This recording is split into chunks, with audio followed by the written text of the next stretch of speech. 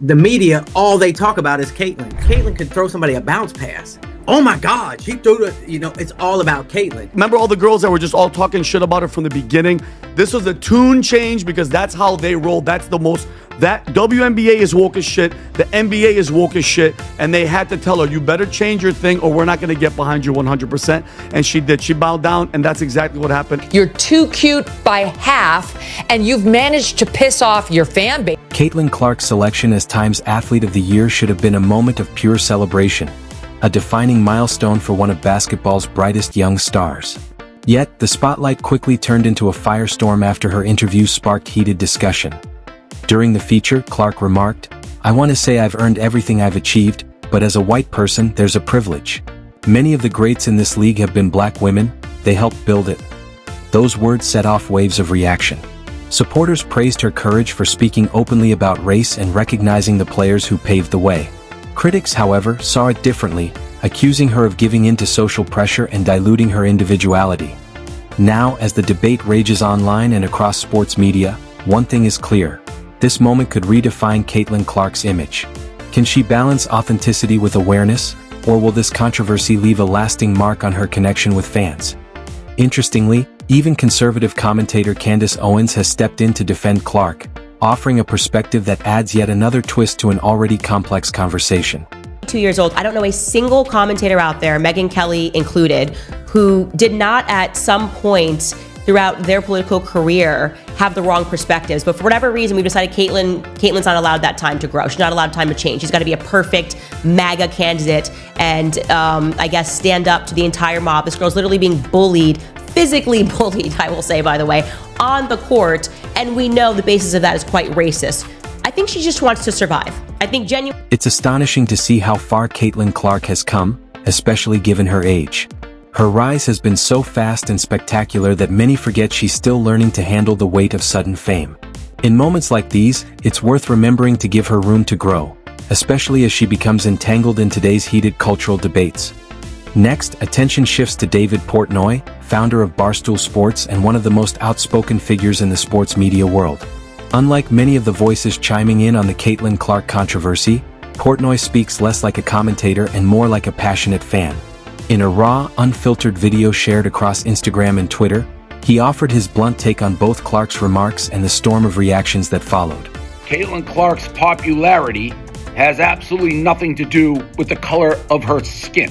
Anybody who has actually watched women's basketball or watched Caitlin knows she plays totally different than any woman before. Portnoy pushes back against the notion that Caitlin Clark's rise can be chalked up to white privilege, stressing instead that her talent speaks for itself. Her once-in-a-generation skill set is what truly sets her apart. The real reason she's become the face of women's basketball, and perhaps one of the most influential players the sport has ever seen. That he also calls out the commentators jumping into the debate without any real love for the game. According to Portnoy, voices from across the cultural spectrum are using Clark's fame as a pawn in their own battles, twisting her words and personality to serve agendas she's never endorsed. The result is a distorted picture of who Clark really is, and what she actually stands for. People who are like co-opting this, who aren't real basketball fans, who aren't real Caitlin Clark fans, are like, oh, the woke mob got to her. She's now saying her success is because of the skin and she has privilege. First of all, she didn't say she had that. She said she earned everything she got. But what do you want Caitlin Clark to? Portnoy elaborates on his viewpoint, suggesting that the context behind Caitlin Clark's remarks is crucial to understanding them. He believes her comments weren't meant as a political statement but rather as a strategic move, a way to navigate the complicated social dynamics of the WNBA. In his view, Clark isn't trying to take sides in any cultural debate. She's simply managing the spotlight carefully, aiming to steer clear of unnecessary controversy and keep her focus where it belongs, on basketball. African American, and she wants to maybe show up at work and not have people hate her. She wants the league to be successful. The more successful, more stars, the better it is for her and everybody in the league. This backlash of Caitlyn turned on the league and Caitlyn is woke and Caitlyn is this. You fuckers are crazy. And that's what I hate. This, for Caitlyn, has never been about politics. The controversy surrounding Caitlin Clark may have amplified her visibility and driven her name further into the spotlight, but it's evident she'd prefer none of it. Naturally humble, Clark has never sought to become a political voice or cultural symbol. Her passion has always been the game. Basketball is what she loves, what she's mastered, and what ultimately earned her Times Athlete of the Year title. While debates and discourse around her have undeniably added to her fame, perhaps it's time to let her be recognized for what she truly is, an extraordinary athlete redefining the sport. This sentiment was shared by legendary sportscaster Dan Patrick, who urged fans and critics alike to simply appreciate greatness when it's right in front of. Having witnessed decades of sports history, Patrick understands how rare moments of brilliance like Clark's can be. He reminds us that instead of tearing her down, we should celebrate the generational talent she represents, a player whose presence is a gift to the game. Just acknowledge Caitlin Clark changed the WNBA. That's it. It's okay. You want to throw in Angel Reese, you want to throw the memory of Cheryl Miller or Cynthia Cooper. Like, it's a win. We got to... This is a unique moment. Caitlin Clark did for the WNBA what Wayne Gretzky did for the NHL when he... Not every action by a public figure needs to be filtered through a political lens. Sometimes, it's worth pausing to appreciate what truly makes them special. Honoring Caitlin Clark for her remarkable athletic ability doesn't diminish the achievements of others. It simply acknowledges excellence when we see it. Dan Patrick reinforces this idea, urging fans to celebrate greatness for what it genuinely is, rather than complicating it with unnecessary debate. Take a victory lap. You don't have to go, oh my God, these people are mad, or this person's mad, or this group is mad. Caitlin Clark changed the WNBA. It's okay. It's okay to say that. You're not diminishing what the founding, fathers of the WNBA did. You're not. She's the time person of the... Stephen A. Smith, a commentator well known for sparking debate and diving headfirst into controversy, took an unexpectedly measured stance on Caitlin Clark's interview. Instead of sensationalizing her comments, he opened by praising her phenomenal play and the impact she's made on the court. His tone was one of respect and recognition, a refreshing shift from his usual fiery style, before he carefully turned to discuss her statements. Big time attention, and then she steps out. Absolutely no obligation to do so. And she points out the disparity in treatment between her as a white player and black players who preceded her and achieved so much, but lacked the level of recognition she received. Her heart has been in the right place. She deserves major kudos for her heart being in the right. Smith went on to praise Caitlin Clark's authenticity and sharp mind, recognizing the poise and maturity she displays both on and off the court. He also drew attention to a WNBA legend who has been openly critical of Clark, using the moment to illustrate a larger issue: how political narratives are too often attached to her words without context or genuine understanding.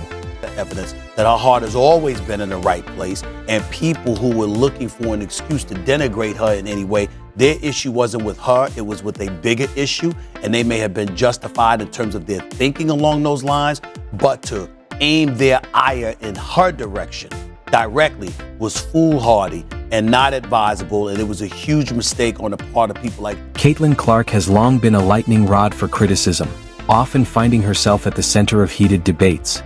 Yet recently, a surprising shift has begun to emerge. Even some of her harshest critics are rethinking their stance. One such voice is Elle Duncan, who had previously been outspoken against Clark during the controversy over the physical play she faced in the WNBA. In a notable turnaround, Duncan is now offering open praise for the young star, a testament to how Clark's on-court brilliance continues to change minds and command respect. I think, it's so well deserved by Caitlin Clark. The thing that Time Magazine does really well too is, their people of the year aren't necessarily who's the most popular, although in this case, this is true. It's also people who have, been a part of conversations, the cultural relevancy that comes along with it. It's why sometimes the Time Person of the Year is not a particularly likable person necessarily. And so no matter how you feel about the contributions of Caitlin Clark or the rest of the league, some of the narratives and the discourse that were surrounding it, that is also playing into why she was Times Athlete of the Year. These conversations, in the W had been bubbling for a very long time. It's nothing new. I mean, these women changed the course of an entire election, and Duncan seems to acknowledge the power of the narratives that have formed around Caitlin Clark, perhaps because she helped create them. Only months ago, her commentary on Clark was notably harsh, even mean-spirited, amplifying the tension and fueling the controversy that surrounded the young star. Now, that awareness marks a subtle but telling shift in tone, suggesting that even those who once criticized Clark most sharply are beginning to reconsider their part in shaping her public image. In this circle or space at all, who suddenly have all these opinions about how these women need to treat Caitlin Clark. What do you want from them? They want to beat her because she's not on their team. Isn't that how it's supposed to be? Y'all stop it.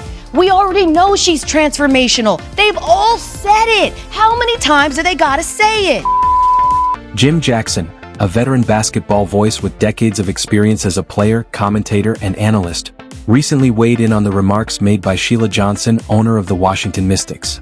While Johnson's comments will be addressed shortly, Jackson's response stood out for its conviction. Drawing on his deep understanding of the game from every angle, he made it clear that he completely disagreed with her perspective. Instead, Jackson passionately defended Caitlin Clark, asserting that she has more than earned the recognition and respect she's receiving across the WNBA. Owner saying that the whole WNBA should have been named up, because that's not true. The whole WNBA benefited this year from the viewership increase because of the excitement between Angel Reese and also Caitlin Clark. But from a pure marketing perspective, Sheila Johnson's remarks may be the most controversial of all discussed in this video, igniting a storm of reactions across the sports world. The response has been overwhelmingly negative, as her statement left many confused, questioning not just her intent, but the reasoning behind such a divisive take.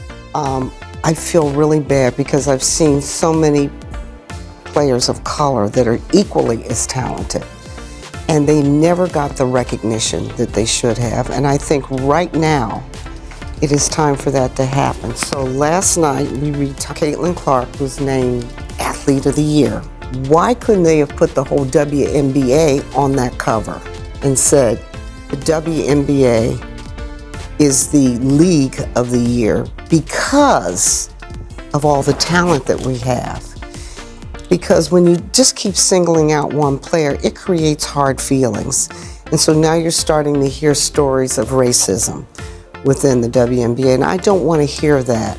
We have got to operate and become stronger as a league and respect everybody that's playing.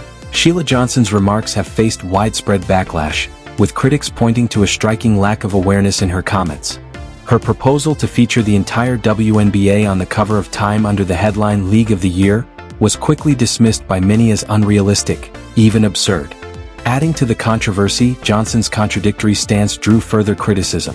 She claimed to avoid discussing race, yet began her comments by centering on racism. Despite saying she wanted to prevent hard feelings, her words had the opposite effect, fueling even more debate. It's unfortunate that Caitlin Clark continues to be pulled into racial discussions, especially when she's made no effort to politicize her role or push any particular agenda. This inconsistency did not go unnoticed, a point emphasized by Sarah Haynes in her own reaction to the interview.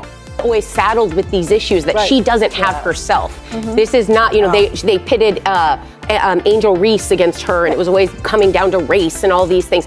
Caitlin Clark said in that interview, I earned everything I got. Her stats speak for themselves. She broke records that were 50 years old. But recognizing that this was built on the shoulders of people, a game she admired, players and teammates that she loved. And the most important thing she said, actually, is that brands and companies have to invest in those players too, and she needs to keep. Caitlin Clark has already done more than most to elevate the game, not only by shining a light on the challenges within the sport, but through her extraordinary skill and the passionate fan base she's built along the way.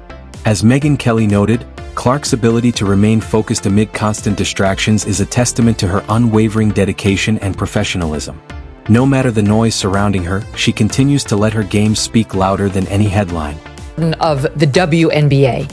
And she's become a phenom in part because the players of the WNBA can't fucking stand her. Why? Because she's white. It's abject, absolute racism. It's total racism. And one of the things that's been admirable about Caitlyn is she just continues to play her game and put points on the board. And she does very well, and she wins games, and she puts butts in the seats, and she sells tickets, and she gets people tuning in on television. And all really we want to hear from anybody about this is thank you. Thank you to Caitlyn Clark for making our league relevant and so on. But instead, she's been bullied repeatedly by the player. However, Megyn Kelly has positioned herself as one of Caitlyn Clark's most outspoken critics following the interview.